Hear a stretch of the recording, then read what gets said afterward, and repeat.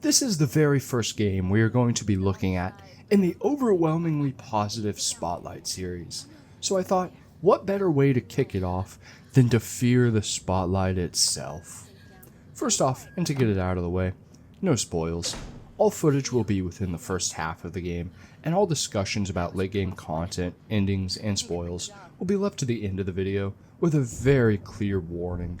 I also don't want to show a lot of the later game footage, as I feel like playing the game versus hearing about it are different. I.e., to be clear, this video is not a substitute for the game. You can go in and enjoy it without burden after this video and still experience it as it is intended to be. We are going to start off with the two most important things in this game, and that is the characters. Amy and Vivian are the two girls you are going to be following the entire time through this journey. You are enveloping trust within them, and you also start to care about them.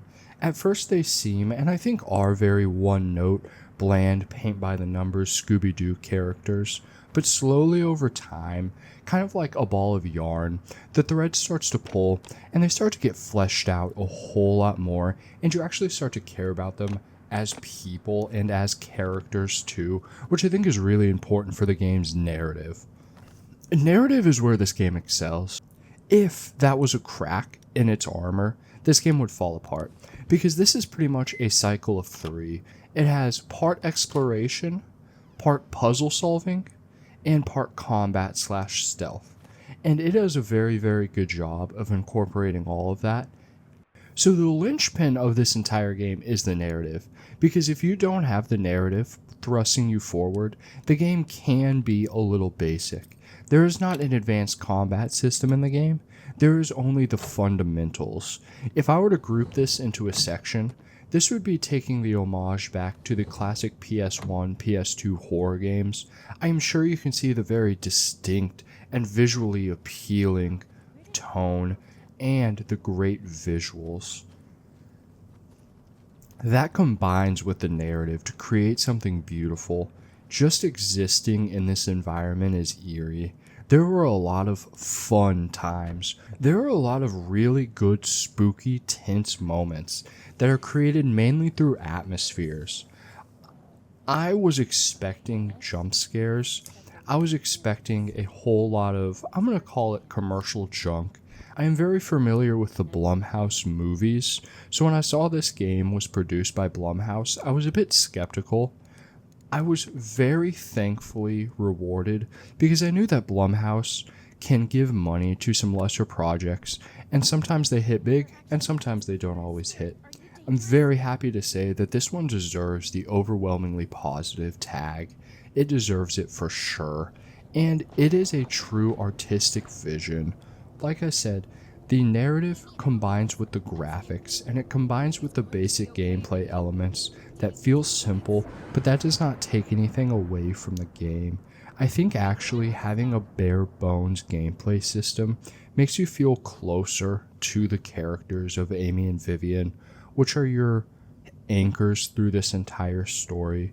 They are the characters, they are the things that will lead you and never leave you, and I think that's very important to have. You can also tell based on all the homages that the creators really like horror and just wanted to make a truly good horror game, and they have delivered. So basically the three parts of this game are the loot explore part, that is one. Number two is the stealth / mini combat sections where you are avoiding the spotlight. And number three, narrative focused sections. To start off with one of the most basic, the puzzle exploration systems are very paint by the numbers. You've probably seen on screen the basic formula for each point. You go up, you grab a key card because you need a key card for a door. Once you get in that door, you get a part because you need that part for something else.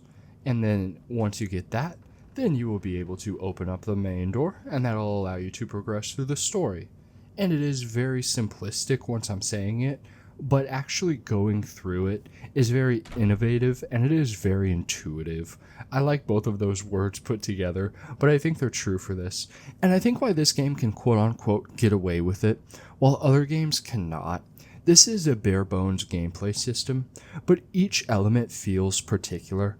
I mentioned earlier that the restrictions I think are good, and I think part of that is almost like a book, because when you are reading a book and you are reading an action section, if you don't know what the character can or cannot do or what they're experiencing, it feels very out of place. It feels very alien. And in here, everything is grounded. I hate to use this word because it has become a journalist love word, but the phrase immersion is actually very real in this game. There are multiple times where you actually feel like you are in the game. The little hairs on your arm start to stand up. You start to go, ooh, that little knot in your chest starts to go. Creepy crawlies start to come around. It is fascinating how this simple, bare bones system combines into something more. And that ties into the narrative, because this is a game where all of the parts create something bigger than themselves. And I think that's special. The narrative is where that comes in full force. I don't want to talk too much about it, but it deals with a lot of different themes. It centers around the past. It centers around the school that you are in being burnt in 1991. And at the same time, it deals with bullying, loss, grief, a ton of different themes that I think are presented in a way that are bite-sized. Every one of them are surface level. You can get through the entire game and think of it as a Scooby-Doo plot, kind of like I mentioned earlier. At the same time, there is something more here if you look slightly under the surface. And if you reach the ending, once again, no spoilers, there is a file cabinet where you can go back and look at a bunch of lore, and that ties a bunch of pieces together, and it gives you a bigger picture of what is happening. I also kind of liked how the story was presented, because it allows you to go back and re-experience the story and see it through different points of view. Things change once you actually know the ending and how things are affected. The snowball that leads to things is always advancing, and I really like how the narrative is shifting along. There is never a dull moment. If you look at it in terms of like the classic when you were in school and they were like, oh my goodness, do you know what rising action and the climax are? And you're like, yeah, sure, it's the exciting part. I get it. I don't need to be told what a story is. Well, I hate to report that these guys actually paid attention in school, because they understand how to form a narrative and to create tension. That is one thing that I see horror games not succeeding in. They try, they want to, and I see them attempting to do it, but through pacing is mainly how they struggle, and I think that is a real legitimate struggle. I don't want to call them out in terms of like, developers need to do this better, because I don't think that's true. I actually think pacing is the hard part of most of these games, because the player has so much control and so much variance in what the developer can intend that it completely throws everything off. I think of like a movie or even a book. There is complete and utter control from the artist directing their vision onto you, the consumer, and you're kind of just a blank slate that looks back at it and goes, oh my god, whoa. In video games, you can participate, and that's why I think going back to the limitations combines with the immersions, because you are never pulling out a shotgun, a double-barrel 360 shotgun, doing a no-scope on a zombie that comes out of the ground. Everything is grounded in what you, Amy, and you, Vivian, can complete. And the story, while it takes some liberties with fiction, and while it is definitely not a story that could happen in real life, question mark, it is something where you buy into it, because it doesn't matter what the actual rules of the real world are. It matters what the rules of the game set up, and the game follows it, because the most critical error a horror property can make is setting rules up and then not following them, because then you don't know what you are supposed to be scared of anymore. One thing I do need to make special attention of is the actual Spotlight himself, itself, they self. The point is, it is very well done. It is such a strong and good concept that I really thought they were going to blow it out of proportion in terms of relying on it like a crutch. Like they were going to bloat the crap out of the segments because it is a very strong visual and the sounds that it makes is amazing. And all the eerie visuals, the creepy tone, beautiful. And they use it properly. It is a fine wine. It's like high quality caviar, and I don't know anything about caviar, but bear with me here. You don't want to just eat it all in one time. If you have too much caviar, then you get a little sick of caviar, even though it is frickin' delicious. Here, they know exactly when to bring it out. It is like going to a fine dining restaurant and getting served the perfect portion size is how I would equate it to this.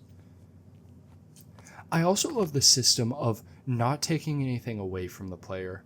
I get frustrated in these games when my progress is lost, and there is not a lot of true backtracking, and there is not a lot of taking things away from the player, which I love in this game. It is a constant stream of progression, which I very much enjoy, and thankfully the pace is so breakneck, and I love that because once again, I can see a world in which this game gets bloated, and instead of being a short, crisp, clean 2-hour experience, it is 4 hours of extras that we don't need. And of course, let me be clear, I don't want to sound like the game is limited. If you want to replay it and go get all the 100% achievements, there is plenty of content here, but at the same time, not every game needs to be bloated. Before I wrap up, I just want to make special note of the graphics once again. They do a great job in setting the tone and setting the eerie pace. One thing I have not mentioned, but it is critical, is sound design. The sound design is great, especially with headphones. There's this small crinkling crackle that almost feels like you're in the old times of the 1990s. And then when spooky things happen, there's these beautiful strings. Then when you see a little spooker, it's like a little spooky sound. I know, great visual storyteller right here on the mic. The point is, effective. Very effective.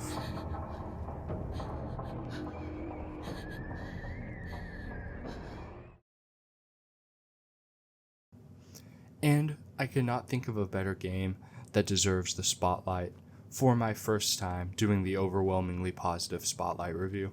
Thank you very much for joining me. This has been a pleasure. So I'm going to go ahead and wrap things up here. If you like old school horror, this is your jam right here. If you have not heard of this game, do yourself a favor and check this game out. On a Friday or Saturday night where you don't have anything else doing, spend 2 hours, get some headphones, turn the lights off, and go through it. Because it is a trip, it is a journey, it is well worth it, and you will be smiling at the horror, and that is not a bad thing. We need more things like that. I do not know what we will be talking about next, but I am sure it'll be something good. There are sure enough overwhelmingly positive games floating around that I could dive into. If anybody has any recommendations or wants me to cover a game, just shoot me a comment. I will be sure to reply and to get back to a video hopefully soon. With my schedule, I always am like, oh, I'm going to do something, and then 10 different things like catch me, and I'm like, ah, shoot, dude, I want to do this, I want to do this, I want to do this. But that's the way of life. I hope your life is good. Thank you everybody for joining me. You guys the best. I hope everybody has a nice day. See ya.